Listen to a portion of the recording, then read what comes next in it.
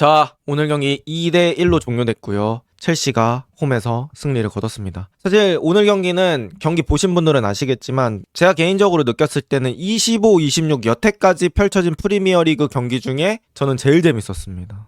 가장 박진감 있고 템포 높았고 그 다음에 오늘 경기 양 팀에 좀 출혈이 많았어요. 특히나 첼시는 센터백들이 줄부상으로 계속 경기 중에 나가면서 지금 가용할 수 있는 센터백이 없는 상황에서 오늘 경기 진다고 했을 때는 정말 시즌 전체에 영향을 미칠 수 있는 그런 경기였는데 결국에는 에스테바인 극장골로 승리를 만들어냈고요. 오늘 저는 이제 첼시와 리버풀에 약간의 차이들이 있었다고 생각을 하는데 저는 가장 큰 차이는 첼시가 훨씬 더 기본을 잘 지켰다고 생각을 해요. 그러니까 첼시가 오늘 압박 들어갈 때 흐라벤베르는 주로 엔소가, 그 다음에 맥칼리스터 쪽은 주로 귀스토가 뒤에서 계속해서 1대1 맨투맨으로 묶어주는 그런 느낌들이 있었습니다. 그리고 카이세도가 그 앞을 또 묶어주기도 했고요. 어쨌든 여기서 각각의 맨투맨은 조금 달라지더라도 상황에 따라서 계속 리버풀의 중원의 1대1을 막아줬습니다.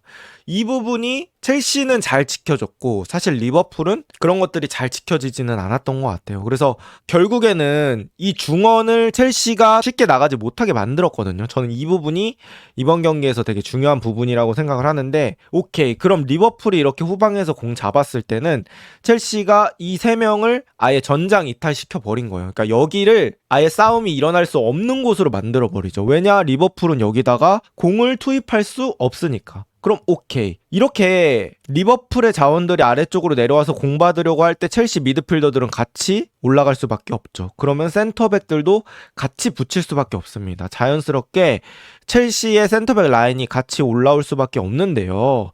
이 상황에서는 리버풀의 측면 자원들이 이렇게 뒷공간을 공략할 수 있는 상황들이 발생을 합니다.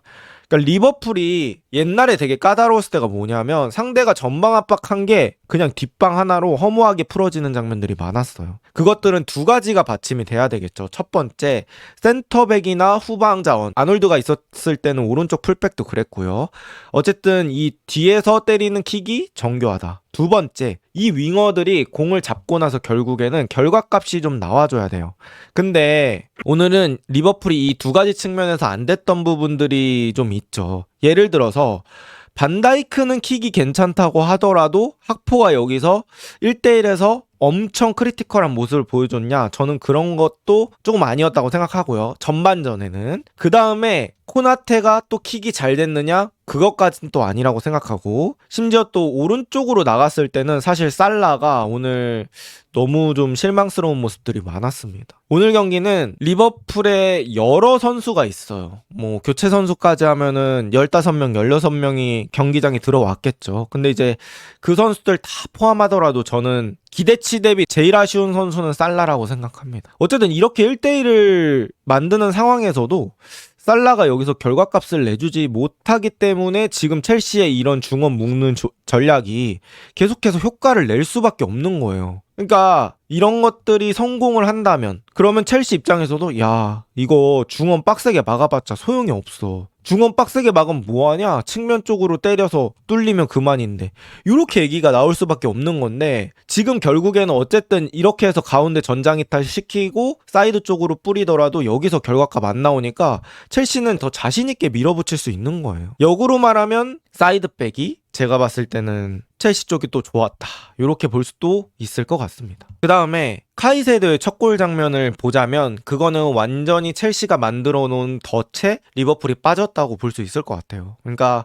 첼시는 센터백들 3명 좁혀놓고 짧게 빌드업하면서 상대를 끌어내는 것들을 좀 많이 유도를 하잖아요. 근데 이제 첼시 센터백들이 공을 잡고 있을 때 소보슬라이가 자리에서 갑자기 이탈하기 시작합니다. 근데 소보슬라이의 그 압박 위치가 살짝은 애매했어요. 그러니까 이삭과 소보슬라이가 완전히 달려든 건 아니에요. 그래서 수비 블럭 안에 서 있었는데 그럴 거라면, 그러니까 기다릴 거라면 첼시 센터백들의 패스 길을 더 제한을 해줬어야 돼요. 패스각을 막아줬어야 되는데 패스각을 제한하지는 못하면서 또 달려들지도 않는 그런 위치에 있었기 때문에 바디아실이 패스를 너무 쉽게 줬죠. 그리고 바디아실의 패스가 앞으로 나가는 순간에 맥칼리스터가 막아야 될 선수가 2명이 됩니다. 귀스토와 카이세도. 맥칼리스터는 귀스토 쪽으로 가다가 귀스토가 다이렉트 패스하니까 바로 카이세도 쪽으로 방향을 틀어요. 근데 방향을 틀어도 의미가 없는 게 뭐냐면 자기가 2명을 막아야 됐기 때문에 늦어질 수밖에 없죠. 한 템포.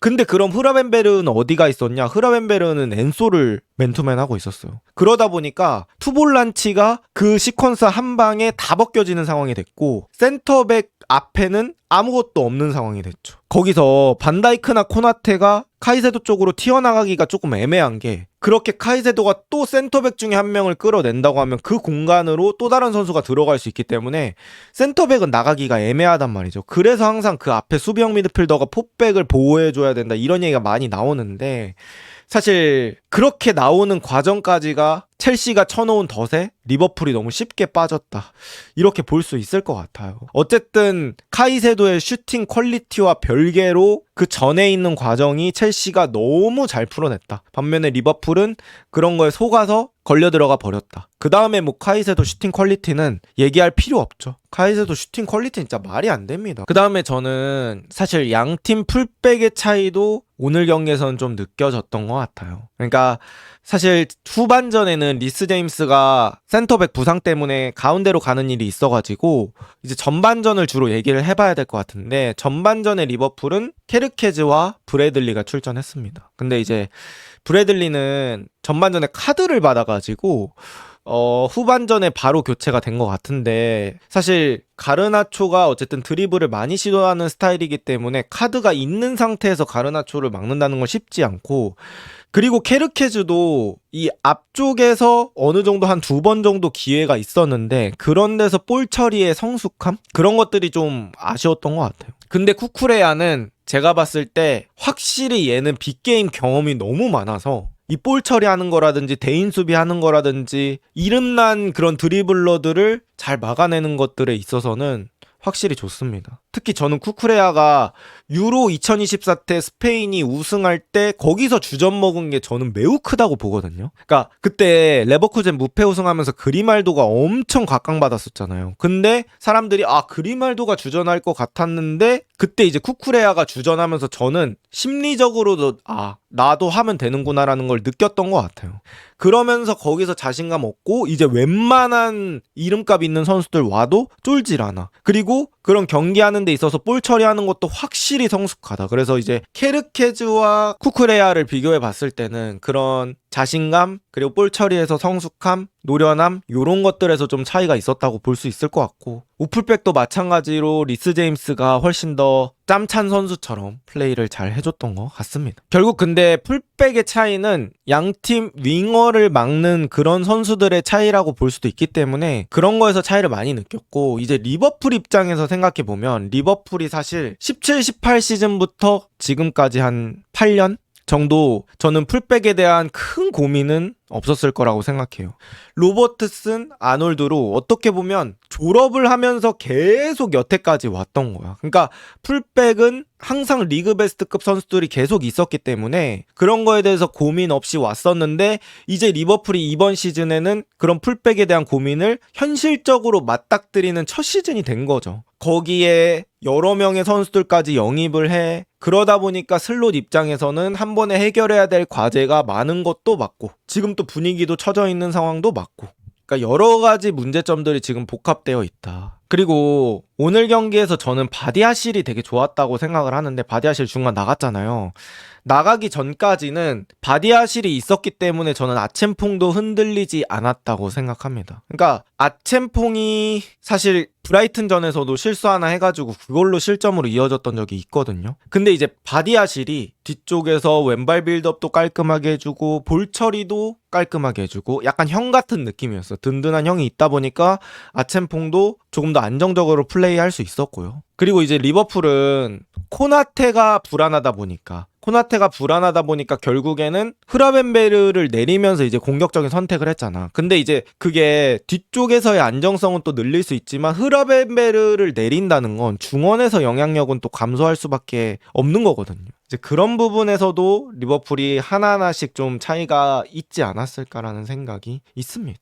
그리고 흐라멘베르가 여태까지는 저는 차력쇼를 좀 많이 했다고 봐요. 경기력 안 나오는 날에도 흐라멘베르가 개인의 실력으로 뭔가 끌고 올라왔던 그런 상황들이 있었는데 흐라멘베르도 매번 차력쇼를 할 수 없잖아. 매 경기. 그럼 그동안의 동료들의 누군가가 폼이 올라와 줘서 같이 만들어가는 그런 흐름이 돼야 되는데 사실 흐라멘베르가 올라왔을 때 따라 올라오지 못했어요. 그 언덕을 넘지 못하면서 결국에는 흐라멘베르까지 지치게 되는, 흐라멘베르가 차력쇼를 이제는 더 이상 하기 어려워지는 그런 상황까지 몰렸던 것 같습니다. 뭐 그런 부분들도 있고, 이제 결정적인 부분을 좀 한번 말씀드려보자면 저는 일단 살라 얘기 무조건 해야 될 것 같아요. 이거는 제가 봤을 때는 감독이 어느 정도 결단을 좀 내려야 됩니다. 그러니까 리버풀에서 살라라는 선수의 입지가 정말 절대적인 건 맞는데 솔직히 오늘 경기 같은 데서 살라 교체로 뺐어도 살라도 납득했을 거예요. 사실 뭐 살라가 여태까지 해준 게 너무 많지만 큰 거 한 방을 기대하는 것도 맞지만 판단도 느리고 패스 퀄리티도 그렇게 좋지 않고 냉정하게 1대1 상황에서 슈팅 퀄리티도 나오지 않고,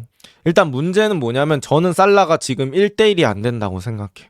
자, 여러분들 보세요. 결국에는 사이드 쪽에서 아이솔레이션 할 수 있는 찬스, 그러니까 공을 받을 수 있는 찬스, 그런 찬스에서는 윙어가 결과값을 내줘야 되는 상황이 무조건 옵니다. 그러니까 수비수들은 어떻게 보면 이런 얘기 할 수 있어. 아, 내가 진짜 뼈 빠지게 뺏어다가 갖다 줘도 공격수들이 계속 날리네. 이거 언제까지 수비해야 돼? 수비가 100번 다 막아줄 수는 없어요. 공격수들이 그런 기회가 있었을 때는 어느 정도 마무리해줘야 수비수들도 숨 돌리고 체력적으로 쉴 수 있는데, 일단은 지금 살라가 1대1이 안 된다는 거. 1대1이 안 되니까 살라의 그 특유의 어시스트 능력, 플레이메이킹 능력도 안 나옵니다. 살라가 1대1이 돼야 슈팅 각을 선택지로 만들면서 그때 패스를 하는 거잖아요. 그때 허를 찔러버려야 상대 수비진이 마비가 되는 건데 지금 살라가 1대1이 안 되니까 다른 거는 성립을 아예 안 하는 느낌이 좀 있습니다. 그리고 살라가 수비를 쭉쭉 끌어당기는 역할도 잘 되지 않고요. 그래서 살라 같은 경우에는 좀 많이 아쉽다고 볼 수 있을 것 같고, 그 다음에 이제 비르츠 얘기 한번 해볼까요? 비르츠.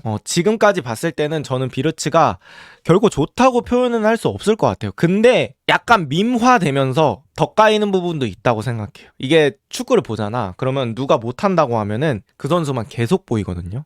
그 선수의 플레이 하나하나 따져봤을 때는 지금처럼 폼이 안 좋은 상황에서는 무조건 안 좋은 모습이 보여요. 그리고 내가 이 선수를 못한다고 생각하고 봐버리잖아요. 그러면은 계속 안 좋은 장면이 더 머릿속에 기억이 남아요. 사실 오늘 비르츠가 좋았던 장면도 있었고 안 좋은 장면도 있었어요. 그러니까 제가 느꼈던 장면 첫 번째는 그 살라한테 후반전 시작하자마자 회전 뒷발 패스 봤죠. 약간 외질 같은 느낌으로 그렇게 줬는데, 그러니까 사실 그런 거를 만약에 살라가 득점을 했다고 가정을 해볼게요. 그러면 이제 그 장면이 하이라이트 장면으로 딱 바뀌면서 이제 하이라이트 보신 분들은 야, 비르츠 그래도 저런 거 보면 괜찮네? 이런 얘기가 나오기 시작하고 여론이 그쪽이 또 힘을 받을 수 있다고. 근데 이제 그런 게 골로 이어지지 않으면 사람들의 기억에 오랫동안 안 남으면서 그런 식으로 되는 부분들도 있고요. 두 번째, 냉정하게 비르츠도 본인의 폼도 좋지 않아요. 솔직히 비르츠 피지컬로 싸움이 안 됩니다. 이제는 그거는 본인도 알 거예요. 그럼 기술로 찍어 눌러야 돼요. 근데 냉정하게 터치도 쫙쫙 붙지 않아. 비르츠는 결국에 이 피지컬 안 되는 상황을 극복하려면 공이 올 때 터치도 쫙쫙 붙여가면서 그걸로 수비 끌어당기고 반전을 보여줘야 되는데 저는 그런 것들은 좀 안 되는 것 같습니다. 그리고 자신감 저하도 좀 많이 큰 것 같아요. 자신감 저하라는 거는 비르츠가 너무 이타적일 때가 많다는 거죠. 근데 그게 비르츠가 이타적이어서 주는 건지 아니면 내가 슈팅할 자신감이 없는 건지는 모르겠어요. 근데 비르츠가 충분히 박스 안에서도 한번 자기가 욕심 부려봐도 될 상황들이 있었거든요. 근데 그런 데서까지 굳이 준다든지 한번 공을 더 친다든지 이런 것들은 저는 자신감적으로 저하된 부분들도 분명히 있다고 생각합니다. 근데 이거는 사실 어쩔 수 없어요. 이게 슈퍼스타라면 이런 것들은 이겨내야 됩니다. 제가 생각했을 땐 그렇습니다. 왜냐면 이 이정료는 물론 본인이 형성한 건 아니에요. 본인의 기대치를 구단끼리 주고받으면서 이제 그 이정료가 형성이 된 건데, 비르츠가 본인이 결국 월드클래스로 가려고 한다면 요런 부담들은 감내를 해줘야 돼. 여기서 뛰어넘으면 더 좋은 평가, 더 높은 평가를 받는 거고, 여기서 이겨내지 못한다고 하면은 그냥 여러 선수들 중에 한 명이 되는 거예요.